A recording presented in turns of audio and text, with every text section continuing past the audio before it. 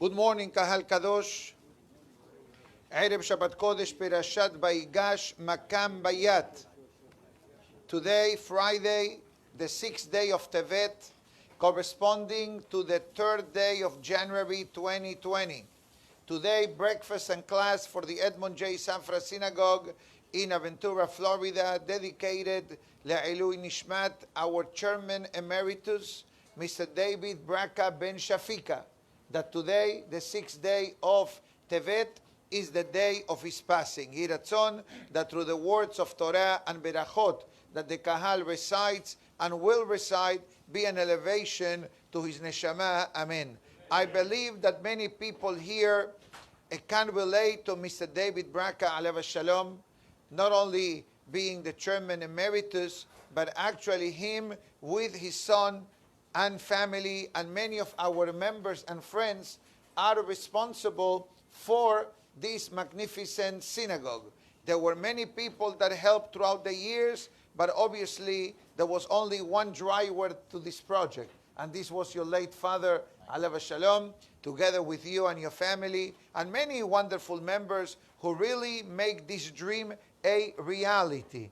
And this is something very beautiful from a spiritual perspective. Some of you attended the Ereyat that we had yesterday evening, and we mentioned a very interesting concept that says that when a neshama leaves the world, the neshama reaches, the soul reaches certain level of spiritual, let's call them greatness, based on their performance on the planet Earth. But in Judaism, you can still make a direct deposit into your account after you are gone from the world. That's a beautiful thing that exists. You know, it's like you have a direct deposit coming into your account from your dividends, from your mutual bond, mutual funds, etc. So now you may ask, how do we do this? So it's very simple.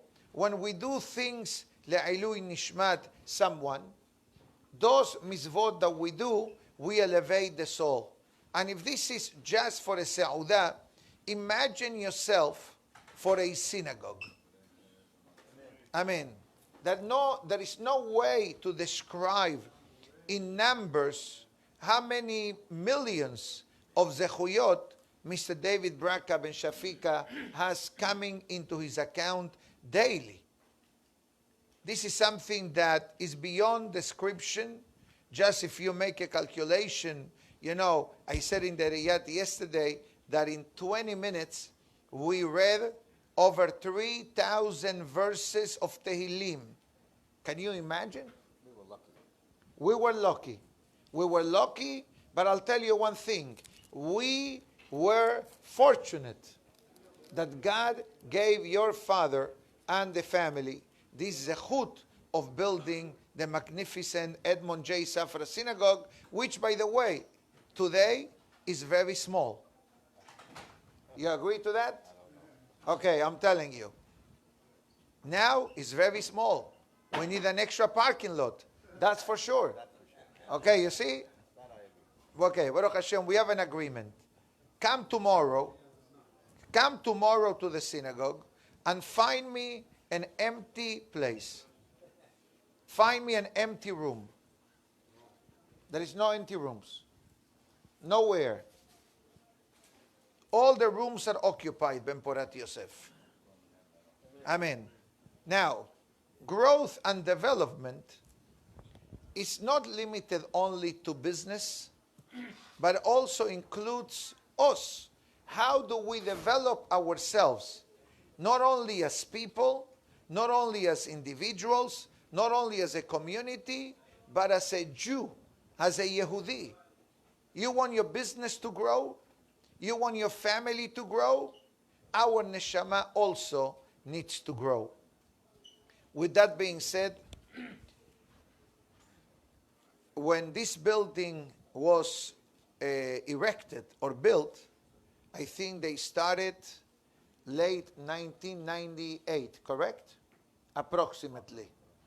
And Mr. Braca, David, Alav Shalom, the one that we are remembering today, wrote Thank you. Right. Before this started, they used to pray in one of the buildings. And then they used to share the police department with Young Israel.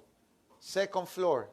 First minyan Ashkenazic, second minyan Sephardic.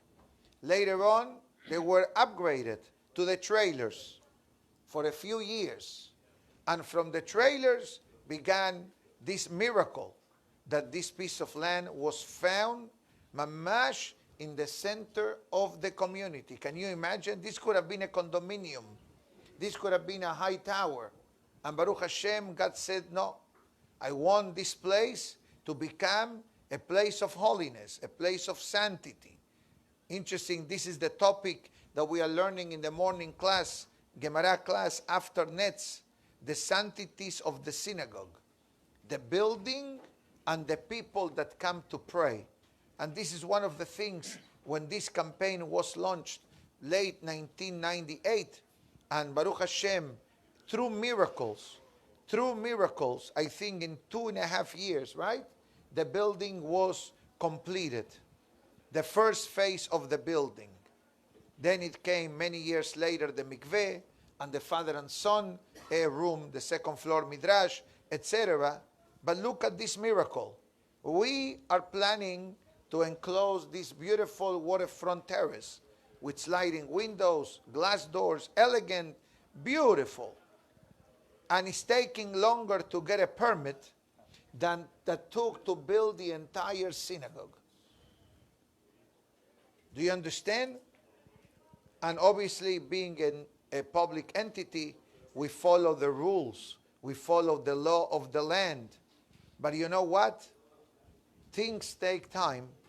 And when they need to be ready, they are going to be ready. But Mr. Braka, alav shalom, wrote in a letter of gratitude to the Kahal many years back. We're going back maybe 20 years.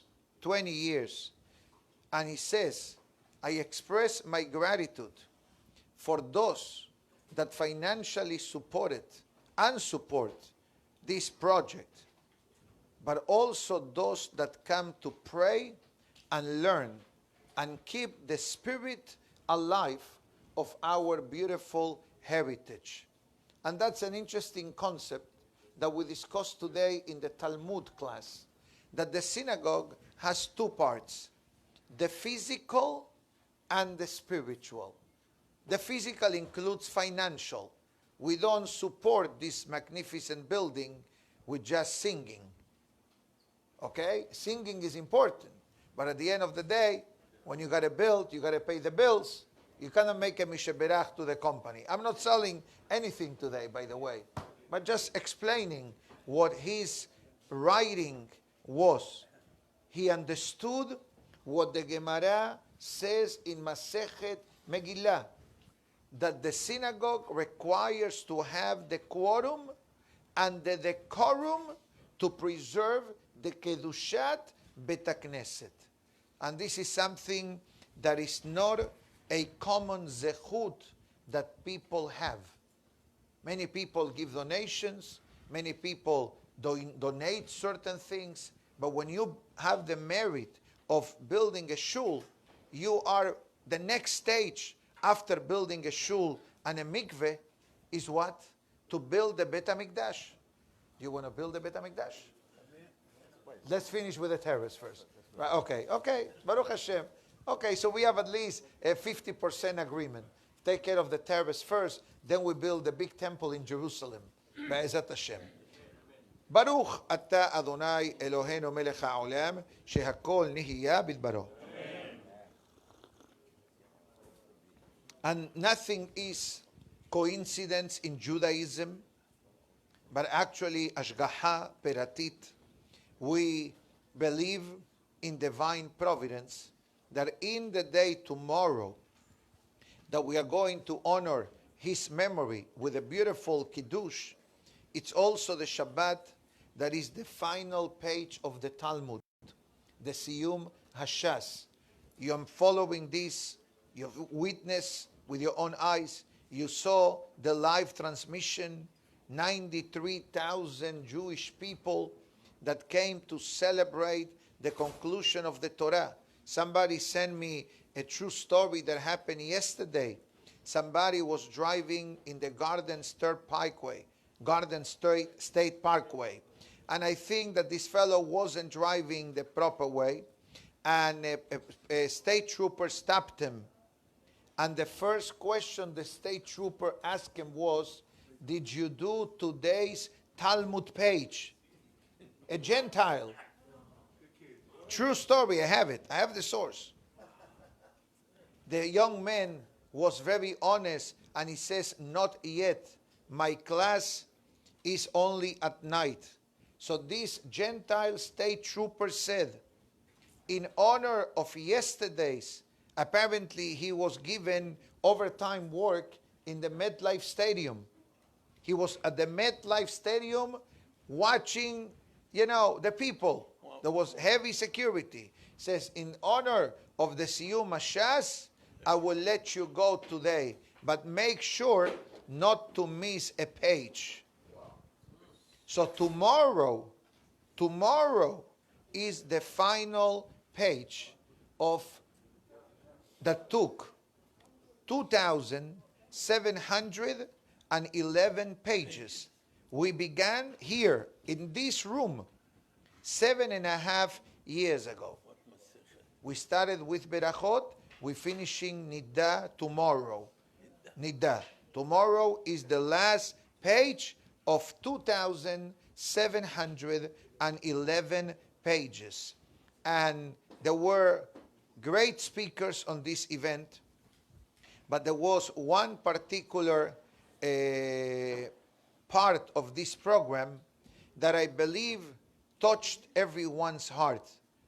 There were many tears shed Wednesday, but tears of joy, tears of happiness. It's impossible to describe these feelings unless you saw it with your own eyes. But I think Rabbi Farhi, Shlomo Farhi, he was here yesterday for a few hours to visit his father, in and out. And the new rabbi of the Edmond J. Safra Synagogue in Manhattan, 63rd Street, right? Wonderful, wonderful Talmid Chacham. And he mentioned the story of an individual affected by ALS, which is basically a condition, God forbid, that a person loses controls of all their body parts, literally cannot function as a normal human being, and after it develops into the stages, a lifespan is approximately 4 years. So there was a fellow, he mentioned his name, Mendy Rosenberg, a middle-aged man from Brooklyn, that when last Siyum Hashas happened in the year 2012, mid-summer, he came to the event and he made a commitment that day, in the earliest days of his ALS condition, to finish the Shas. But you have to understand, as the weeks and months go by, you have less control of your body.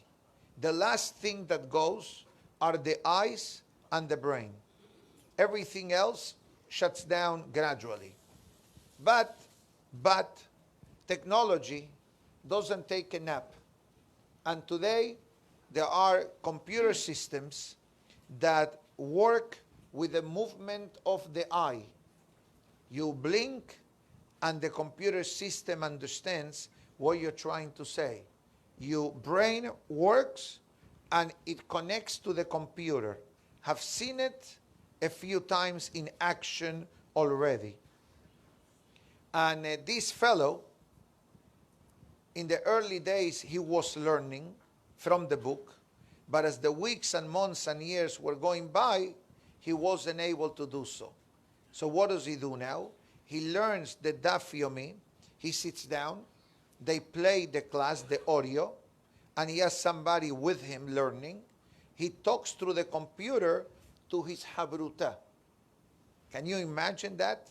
Usually when people reach this level, what they do?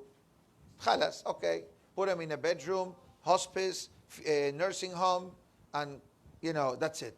And this fellow, completely the opposite. This past Wednesday, he celebrated the Shas completion. He outlived the doctor's diagnostics. Doesn't surprise us, because this is part of our daily prayers. Kihem hayenu be'orech yamenu. You want longevity? Torah is one of the key factors. It doesn't mean if there is no Torah, a person will not merit longevity. Of course, this is up to Hashem. But when the doctors are telling you, pack your bags, get ready, say goodbye to your family, and settle your matters, because 6 months or a year or 2 years from now, you will not have control of your existence as a person. You, God forbid, will become, as they call it, vegetable in the language of medicine. This fellow outlived anyone that told him completely the opposite. This is, part of the inspirational conclusions that we get from the mega Siyum HaShas. And Be'ezat Hashem, I encourage those that are here to truly come to the class. Even you may not finish it. As Rabbi Franz says, perfection is the enemy of good. What does that mean? Sometimes a person wants to have the perfect situation, and if it's not perfect, it's not good. It says completely the opposite. Of course, I throw you numbers. Can you imagine 22,711 days of every day we learn? And you are a witness. Upstairs, every night. 45 minutes to an hour. Is it easy? I'm telling you right now. Sometimes, yes. Most of the time, no. But guess what? We travel through the ocean of Torah study. That's why Sha'arei Sion, in conjunction with many Syrian synagogues of Brooklyn, the city, Deal, and Florida, are launching a half a page a week. That's easy to start. Half a page a week, and starts this Sunday, because Sunday is the official launching day of the new 14th cycle of the Daf Yomi program. Beautiful. Half a page a week. No, not to worry. The idea is not quantity, but it's quality. Doesn't mean that we're canceling our Daf Yomi. No, our Daf Yomi evening class will continue. I have some people who verbalize a request to have an additional Daf Yomi class in the morning.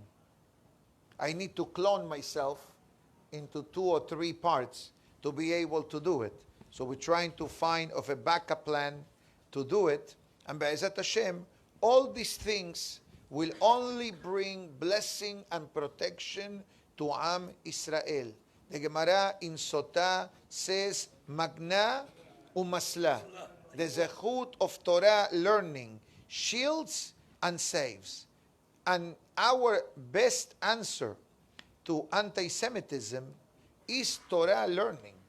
Like it or not, even though politicians may disagree, even though the self-defense instructors may disagree, and we're not against any of the above, but there is one thing that the flame of Judaism requires in order for us to survive.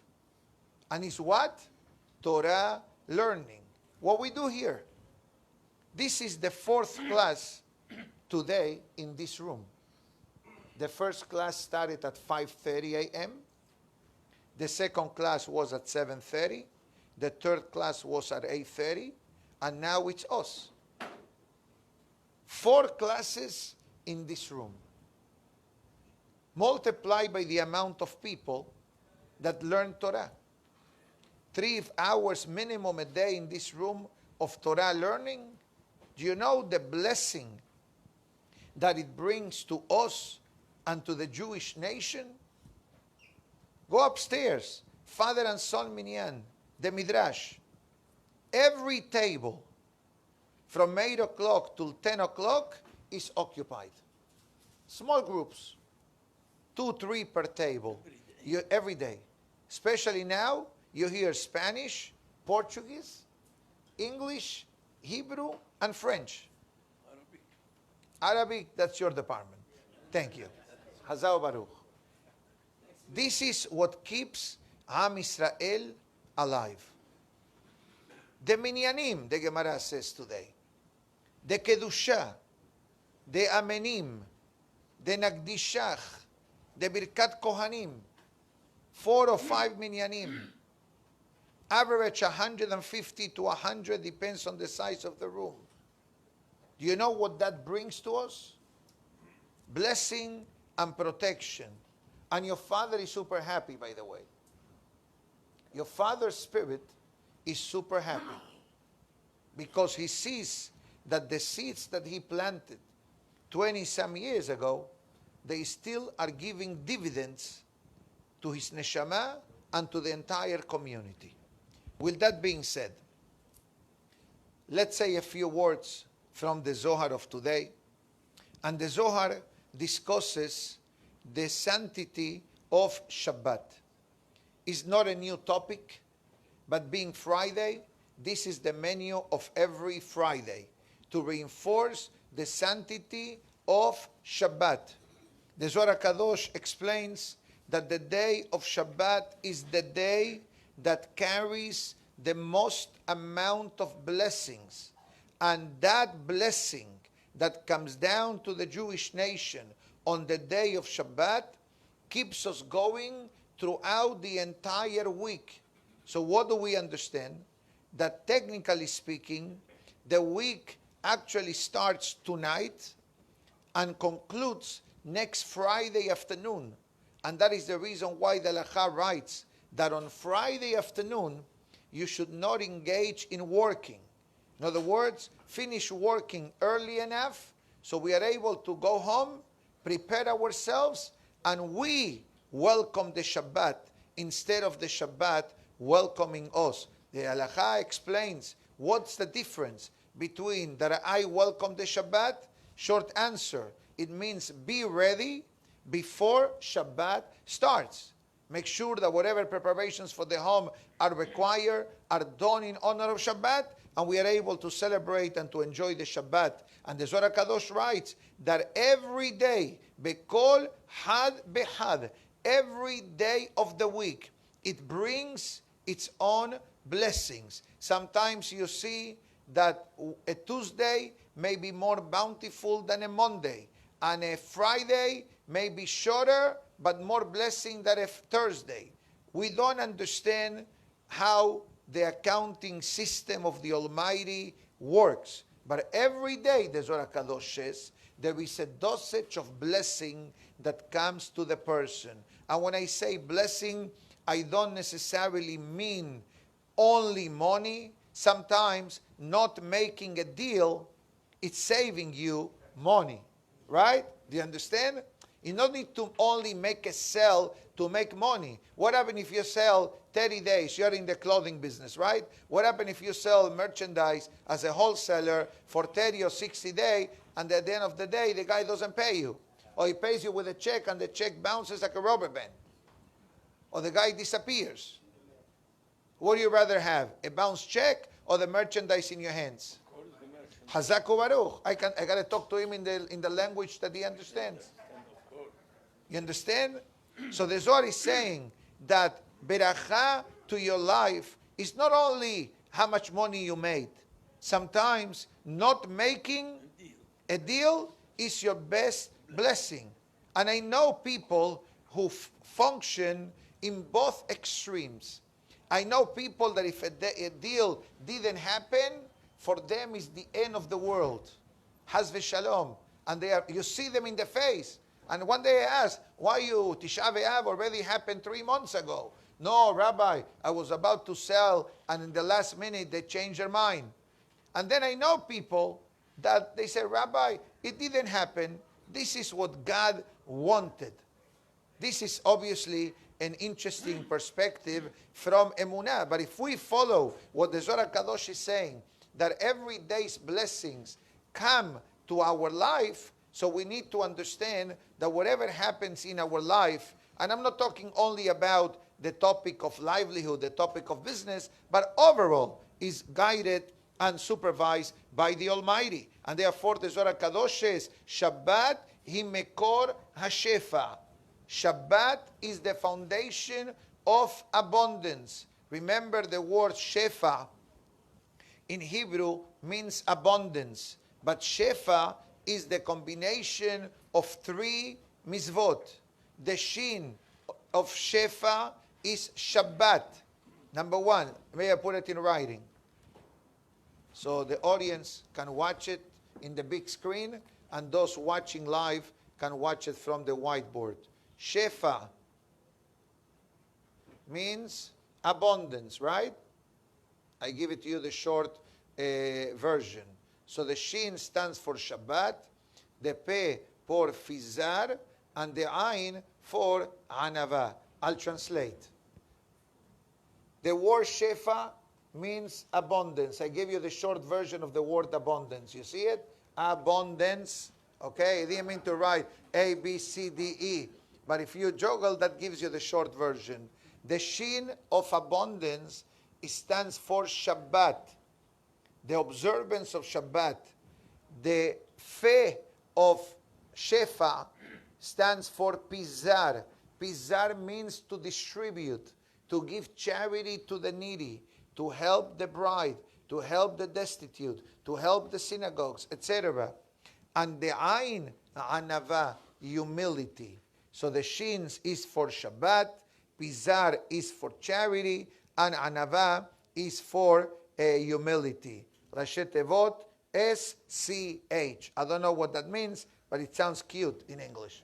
Okay? So these are the 3 concepts required to become a vessel to receive godly blessing. Anava, humility. It's not easy to be humble.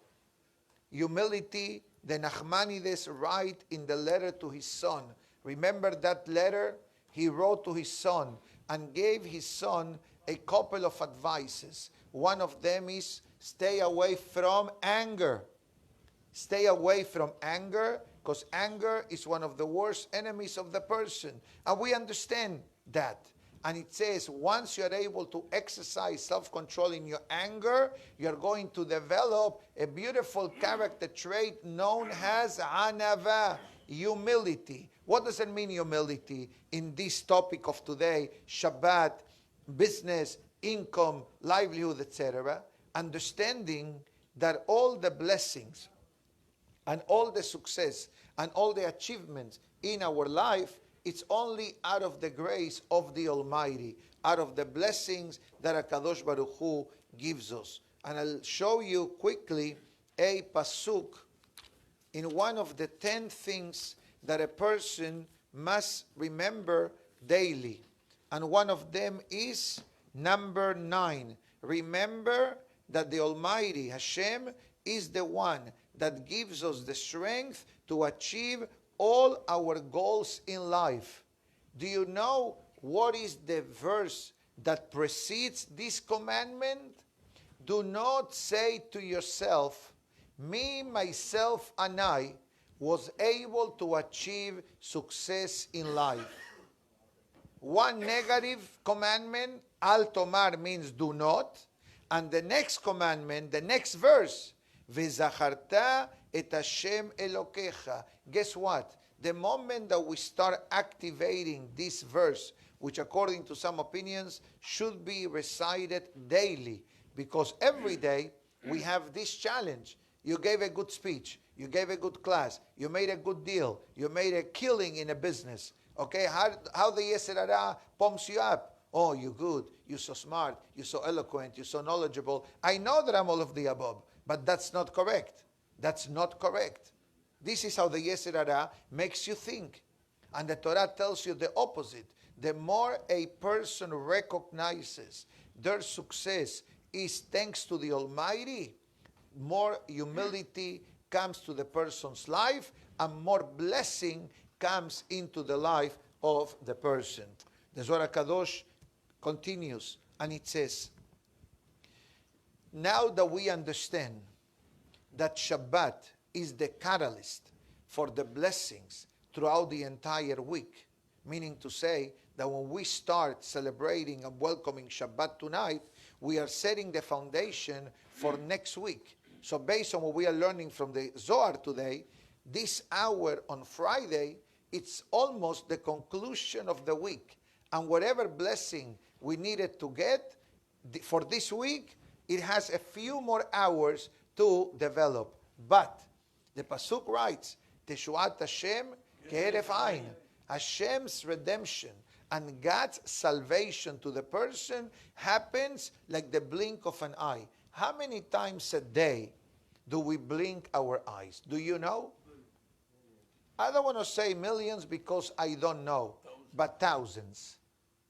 Thousands of times a day we blink. Remember the story that I mentioned about the fellow with ALS? You know how is he learning Torah?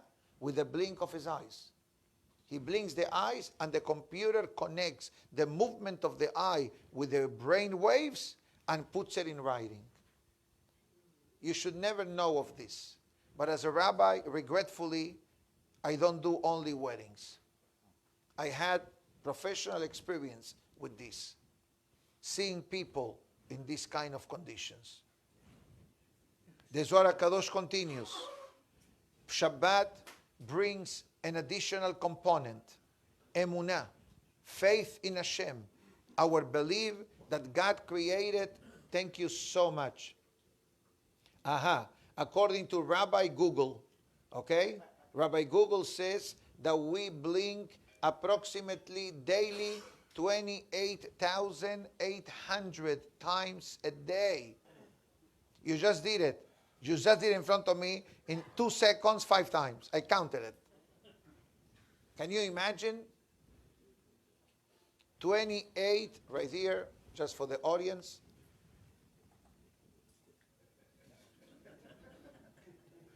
Can you see it? Rabbi Google. Okay, thank you so much, Professor. Anyways, so then brings the emunah. What emunah are we referring to? That Hashem created the world in 6 days, and on the 7th day we rested. The Zohar HaKadosh says, you know what is the Shabbat? The Shabbat is the connector.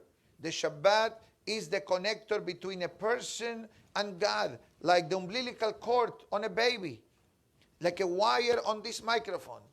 This wire may cost $2. This machine costs $400.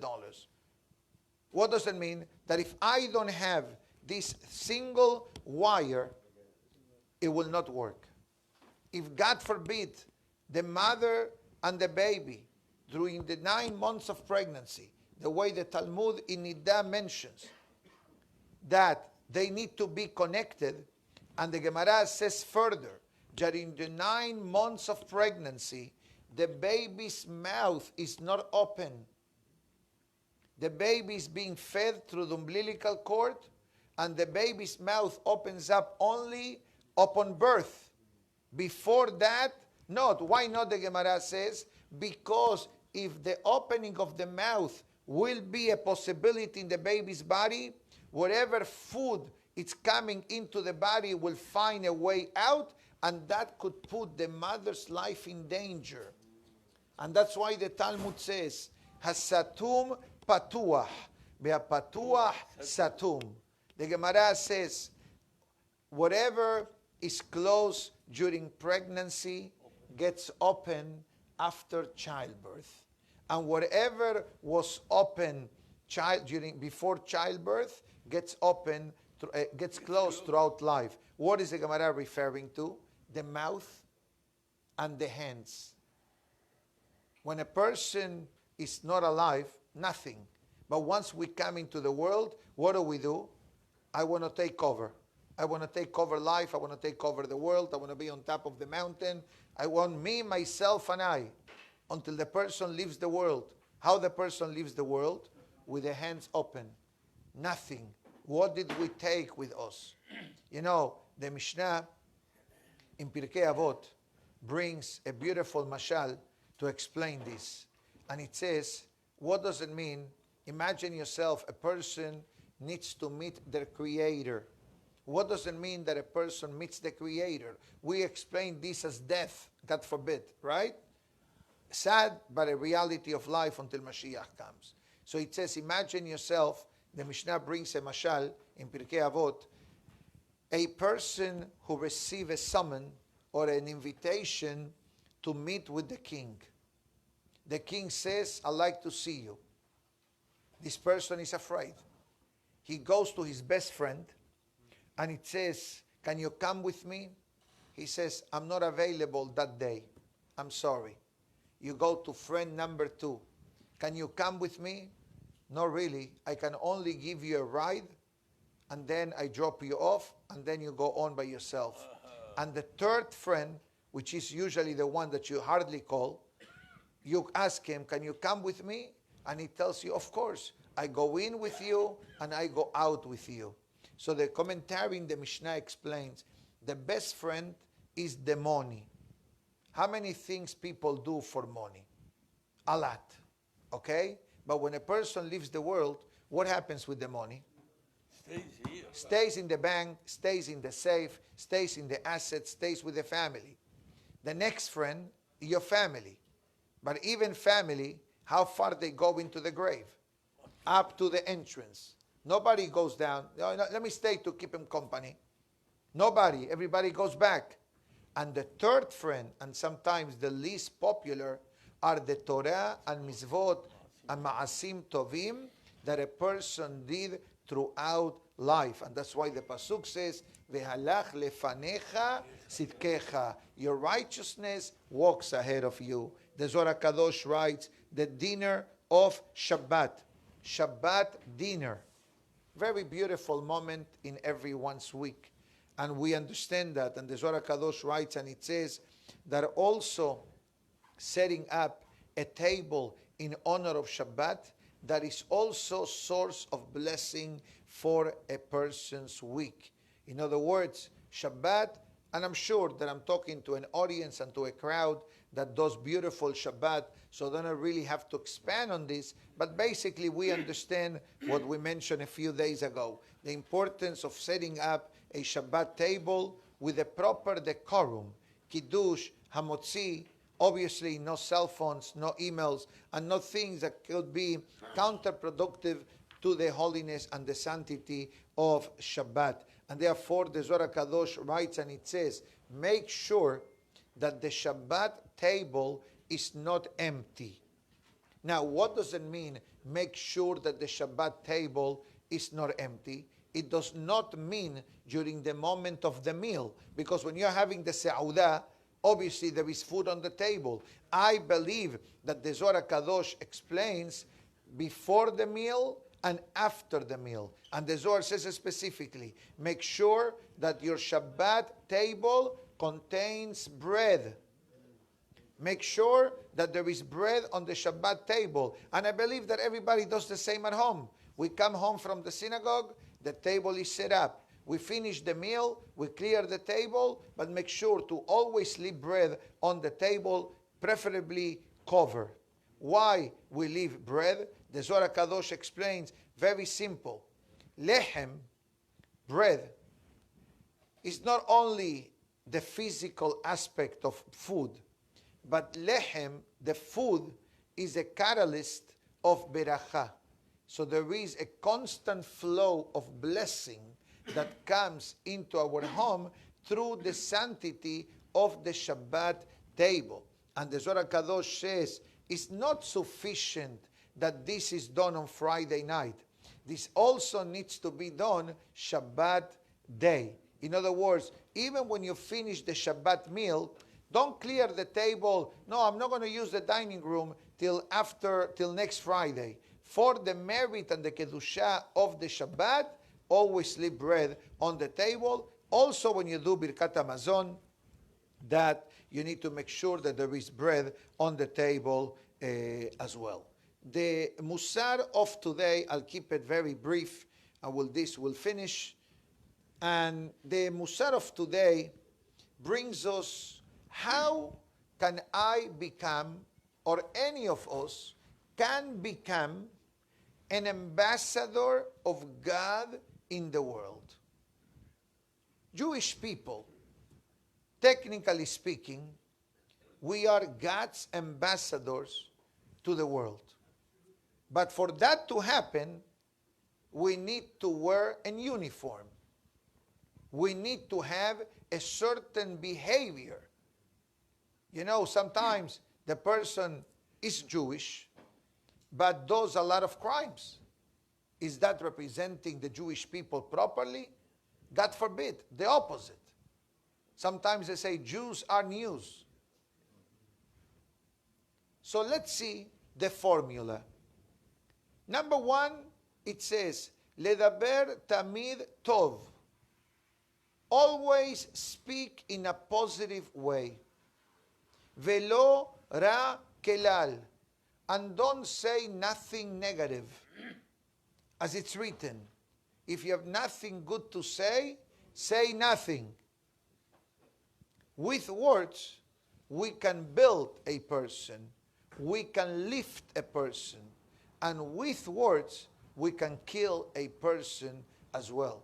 I mean emotionally, spiritually, mentally. Interesting. That includes lying. That includes gossip, slander, foul language, vulgarity. That's number one. Number two, ladun lekaf zechut. Give people the benefit of the doubt. It's not simple.